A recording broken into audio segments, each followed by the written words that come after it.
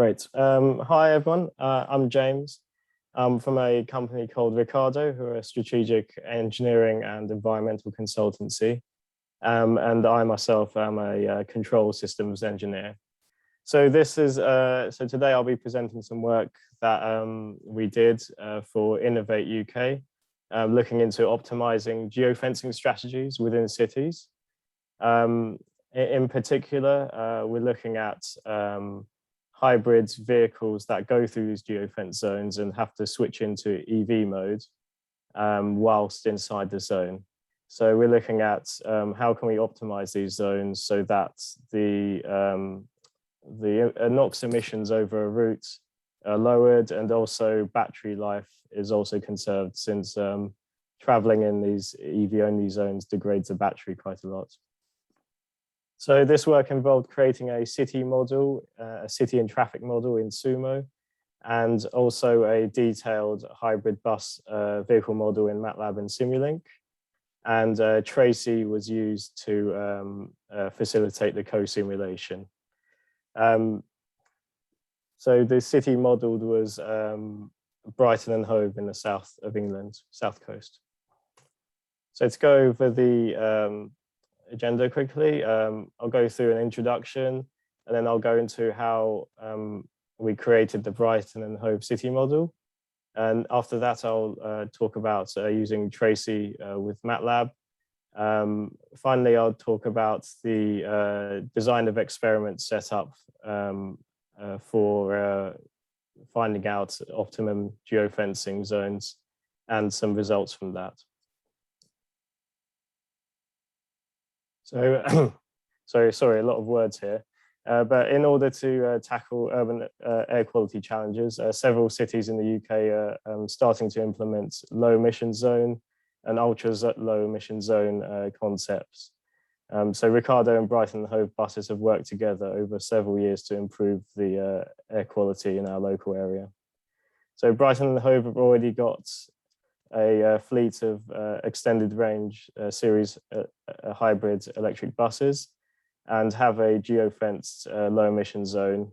So this zone is in the centre of Brighton, and the buses that run through it, the hybrid buses, switch into EV only mode, and then outside of the zone they can switch back into a hybrid mode.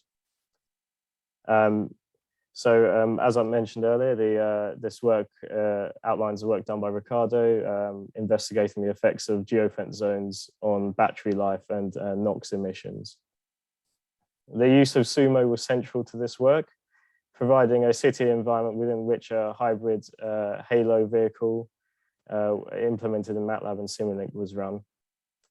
The simulation also allowed for the parameterization of a geofence zone, which in turn allowed for a DOE campaign to be run. So this slide is on the network generation. Road map information was downloaded using an API called from an organization called HERE. This information provides road direction, speed limits, and elevation, and it's in a JSON format. So we wrote a script in Python to convert this into a SUMO readable network file. And within SUMO's net edits, I tidied up the map and made sure all the roads were proper, and taxi-only zones and bus-only zones were included. So this here is a map that was in SUMO. Just quickly on traffic lights. So for the main traffic lights within the city centre, we simply implemented a static program for the traffic lights, and for most of them I just used Google Street View to find where they were, and I live locally, which helps as well. So I had to program all the traffic lights manually in the phases. So that's how the traffic lights were sorted out. Onto a more interesting topic, the traffic generation. So we generated traffic using three methods. One was to set up all the known bus routes through the city centre, and using the bus timetables to find the frequency of the buses.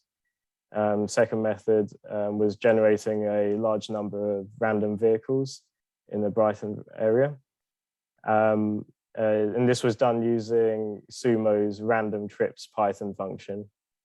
And finally, manually inputting some routes to allow for fine tuning of traffic and locations of interest.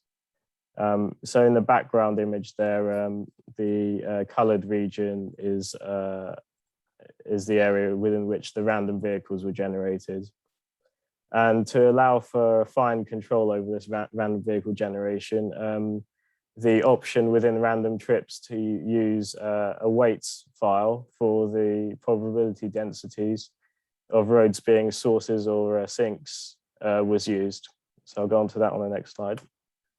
So to achieve this, we wrote an application, a GUI application in MATLAB to create these distributions. So the input to this application was the network file itself, or at least a trimmed down version of the network file. And on top of this, the user could just superimpose two-dimensional normal distributions. And in this image here, all the black dots are centroids of these distributions. And you can change the aspect ratio, change the standard deviation, and move them around, scale them, etc. So this is the final contour map of all those distributions. And finally, this can then be written to some weights files, which are shown. This is a snippet of inside one of those files. So it's just a list of all the edges and their corresponding probability that there'll be a destination or source.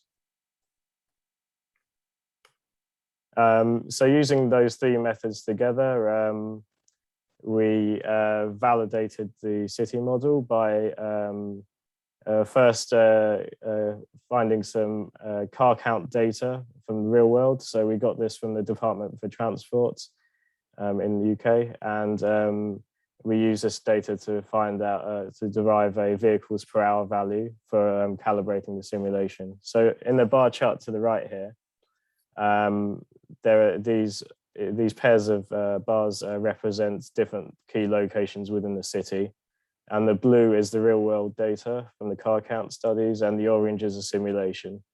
So you can see we've got a pretty good match across the board for traffic. And two of the locations are just pointed out on the map if anyone was interested. Also, there's some screenshots here of the simulation at different durations into the simulation at different locations in the city. So use of Tracy with MATLAB.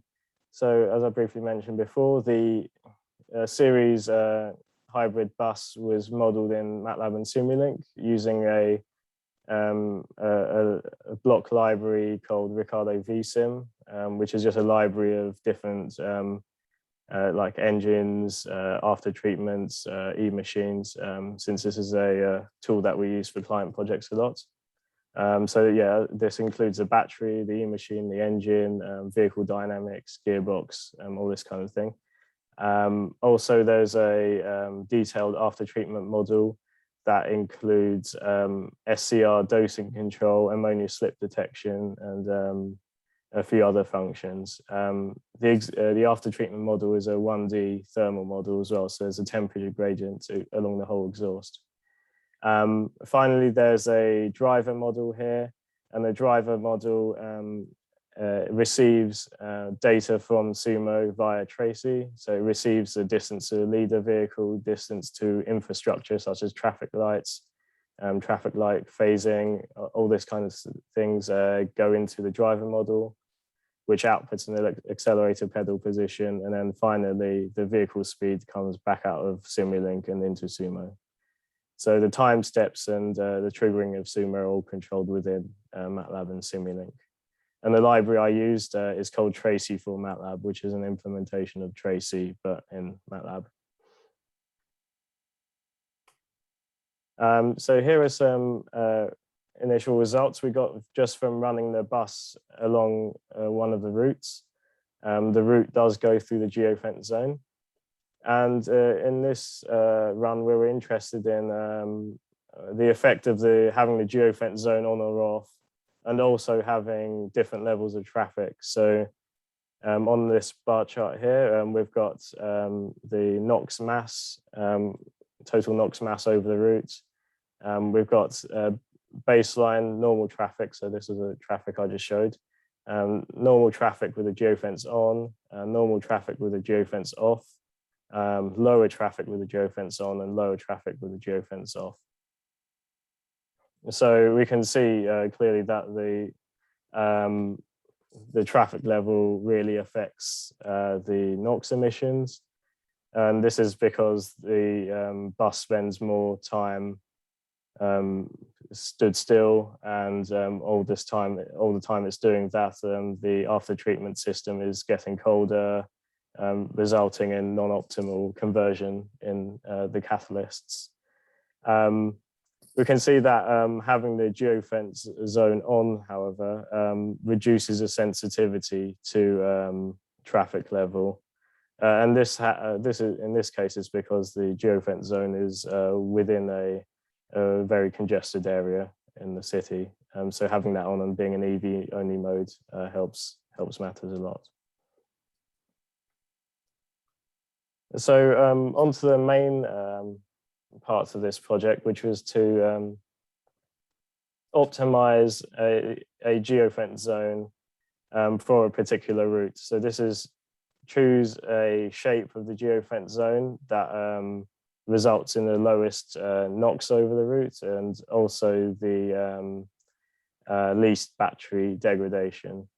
So to do this, the geofence zone was parameterized using 3 variables. The first variable was a geofence start. So along a certain route, we had a datum point, and the start was the sort of delay before the geofence starts. The geofence length is the total length of the EV only zone, and the geofence split distance is a split between the EV only zone. And to have one continuous geofence, you just have a split distance of 0. Yeah, as I said, these geofence variables, along with their associated results, were used to create continuous models for NOx emissions and battery capacity fade. And finally, an optimization was run to find the trade-off between the 2 responses. So this is an overview of the DOE. So over here, we have the 3 geofence variables, and they have been discretized within certain ranges, and to form an input space for this DOE, where every grid point is a different simulation run. So the start point length and split distance for every run goes into the co-simulation. And the co-simulation consisted of a daytime traffic phase, which was a baseline traffic, and a evening traffic phase where the traffic was lowered. So the main outputs from this were the total NOx emissions over the route, and also some battery related data such as RMS currents over the route, SOC, depth of discharge. And all of this data was then input into a Ricardo developed battery aging model. And this finally gave a battery degradation. And the metric we used here was the time in days to 70% SOH, where SOH is a battery state of health, and 70% SOH is the point at which the battery capacity has dropped to 70% of its nominal value. So I've got some results from that study. So I've just done it for one of the scenarios. In the bottom left graph here, we can see the, and sorry, I can't display the numbers, but I know it's a bit annoying. The numbers go up that way and that way. We've got the time before 70% SOH. So this is the battery degradation metric here, and we've got the NOx emissions here. So we use a tool called Efficient Cal, which is a Ricardo tool to do an optimization and find the Pareto frontier. So the trade-off between these two responses. And sorry, I didn't mention actually, I'll just go back one slide.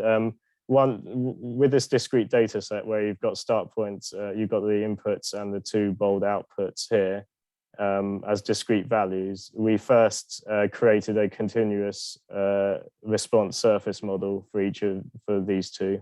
And this surface response model, we use a stochastic process model to do this, was then used for the optimization. So yeah, back to the graph, we can see this is a Pareto frontier, and the gray dot here is the baseline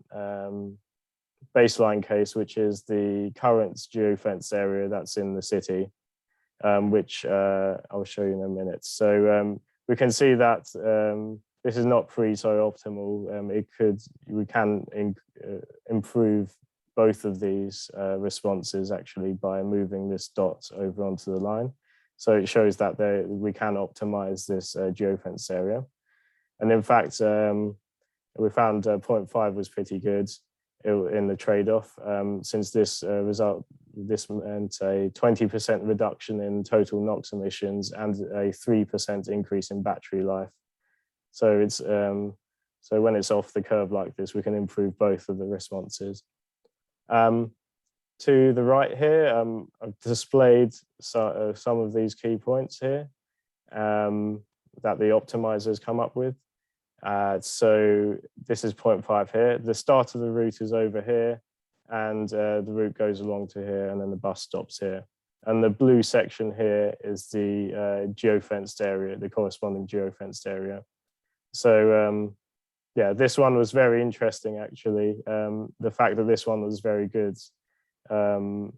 It was because there was a downhill section here, and in the downhill section, it didn't actually matter if you had your engine on or had your engine off on after treatment temperature.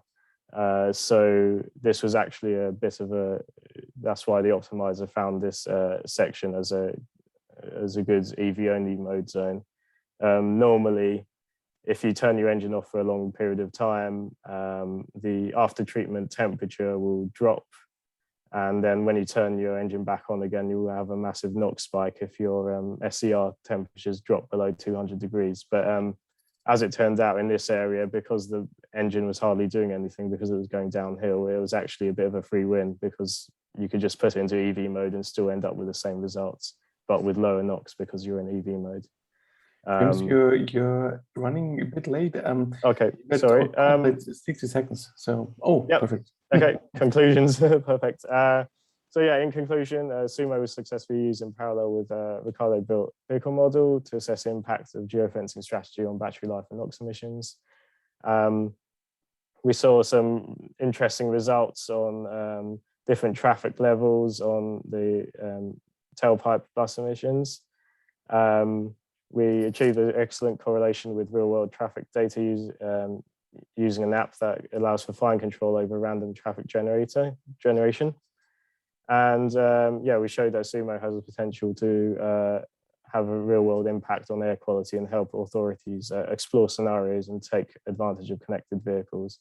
I'd also like to say that we have this was a phase 1 of this project, and we have won funding for a phase 2 of the project where we'll explore this further into different vehicles and also do real world testing of these vehicles and geofencing strategies to validate the models and see the real world results.